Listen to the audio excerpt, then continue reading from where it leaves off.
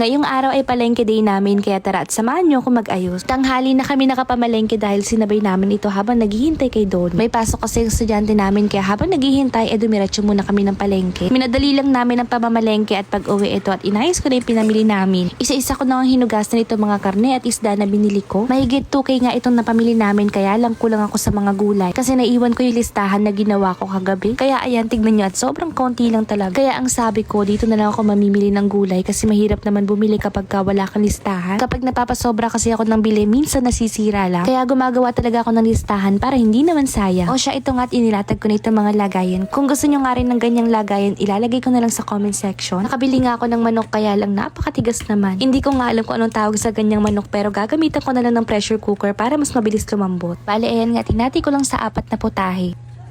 Sa mga isda naman nakabili ako ng tilapia at 2 bangus. Idadaing ko nga itong 2 bangus kaya ayan na hiniwa ko na.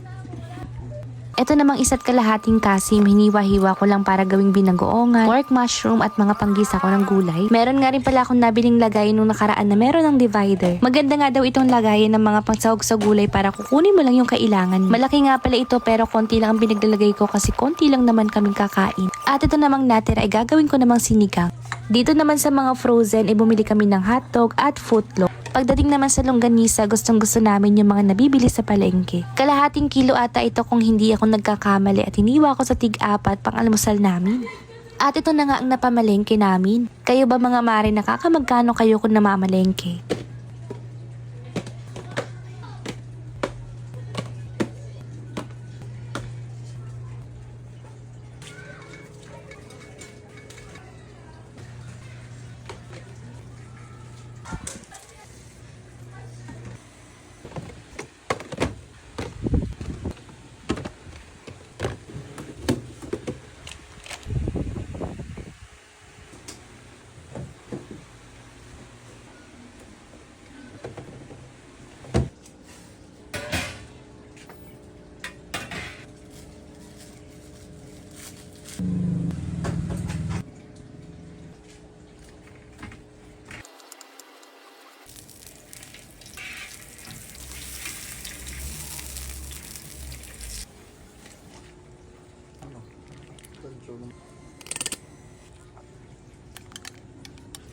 You teach me.